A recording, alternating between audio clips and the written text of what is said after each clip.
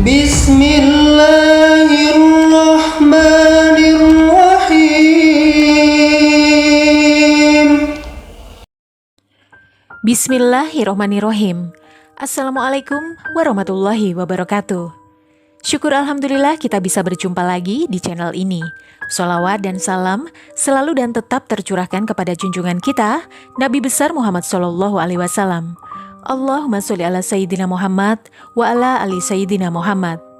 Harapan dan doa saya, semoga saudaraku semuanya selalu diberikan kesehatan, dilapangkan rizkinya, diampuni dosa-dosanya, dan dipanjangkan umurnya. Amin ya rabbal alamin. Sahabat beriman yang dirahmati Allah, Allah sayang kepada hamba-hambanya yang selalu beriman kepadanya. Namun jarang sekali umat Islam yang memahami bahwa Allah akan menaikkan derajat hambanya. Dalam hidup ini, kita harus sepenuhnya meyakini kesempatan di dunia ini hanyalah untuk beribadah, dikarenakan hidup di dunia ini bersifat fana atau sementara. Situasi kehidupan berputar seperti layaknya roda yang berputar. Ada kalanya kita berada di atas, yang serba ada dan berkecukupan. Namun ada kalanya kita berada di bawah, yang tidak memiliki apa-apa, namun cukup untuk kita.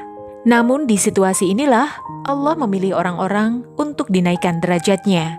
Karena perjuangan dan kesungguhan yang kita lakukan membuat kita dicintainya. Dinaikkan derajatnya oleh Allah Subhanahu wa Ta'ala membuat kita berada di dekatnya dan masuk ke dalam golongan orang-orang yang dicintainya. Hal ini menghasilkan kebahagiaan, ketenangan, kedamaian, dan ketentraman dunia maupun akhirat yang digenggam oleh kita. Lalu apa saja tanda-tanda Allah akan menaikkan derajat seseorang? Namun sebelum lanjut, sudikah kiranya untuk klik tombol like-nya terlebih dahulu sebagai bentuk dukungan untuk channel kecil kami sehingga menjadi besar manfaatnya untuk orang banyak dan semoga dilancarkan rezekinya. Amin ya rabbal alamin. Terima kasih. Yang pertama, dihadapkan dengan berbagai masalah. Di saat Allah akan menaikkan derajat hambanya, Allah akan menghadapkan kita dengan berbagai masalah yang akan membuat kita lebih bersabar dan bersyukur atas masalah yang sedang kita hadapi. Allah memberikan kesulitan kepada hambanya, namun tidak melebihi batas kemampuan hambanya. Dijelaskan dalam Al-Quran, dalam surat Al-Baqarah, ayat 286. Allah tidak membebani seseorang, melainkan sesuai dengan kesanggupannya. Ia mendapat pahala dari kebajikan yang diusahakannya, dan ia mendapat siksa dari kejahatan yang dikerjakannya. Mereka berdoa, "Ya Tuhan kami, janganlah Engkau hukum kami jika kami lupa atau kami bersalah. Ya Tuhan kami, janganlah Engkau bebankan kepada kami beban yang berat sebagaimana Engkau bebankan kepada orang-orang sebelum kami. Ya Tuhan kami, janganlah Engkau pikulkan kepada kami apa yang tak sanggup kami memikulnya. Beri maaflah kami, ampunilah kami, dan rahmatilah kami.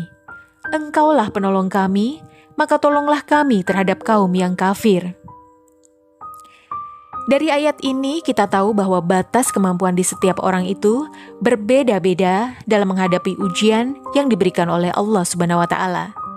Namun ayat ini menjadi acuan untuk kita agar kita jika memiliki beban hidup yang berat dan berada di situasi terpuruk sekalipun, kita harus senantiasa berserah diri kepada Allah yang selalu memberikan kita kekuatan yang luar biasa. Kemudian selalu bersabar dan bersyukur dengan yang kita jalani, karena Allah sedang mengangkat derajat hambanya. Kedua, dihadapkannya kita dengan orang-orang yang tidak menyukai kita.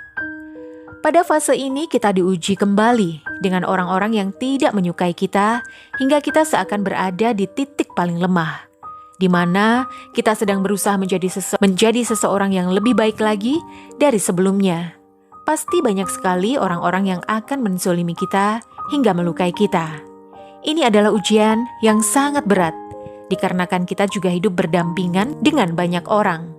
Situasi ini yang membuat kita harus lebih memahami keadaan dan situasi yang sedang kita hadapi, dan lebih melindungi diri agar tidak membenci orang lain, namun mendoakan yang terbaik untuk orang yang menzolimi kita.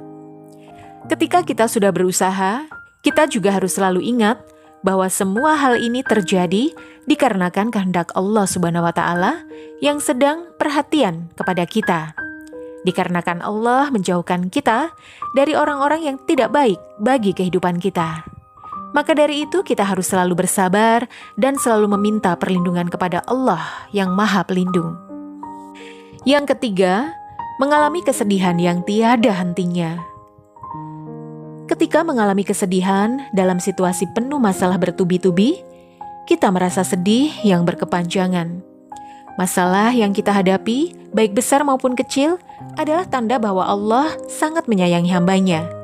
Meskipun wajar untuk merasa sedih dan mengeluh, janganlah kita putus asa terhadap pertolongan Allah Subhanahu wa Ta'ala. Allah senantiasa bersama kita dalam kesedihan, bahkan memberikan kenikmatan besar setelah melewati ujian kehidupan. Dijelaskan di dalam Al-Quran surah At-Taubat ayat 40. Janganlah engkau bersedih, sesungguhnya Allah bersama kita.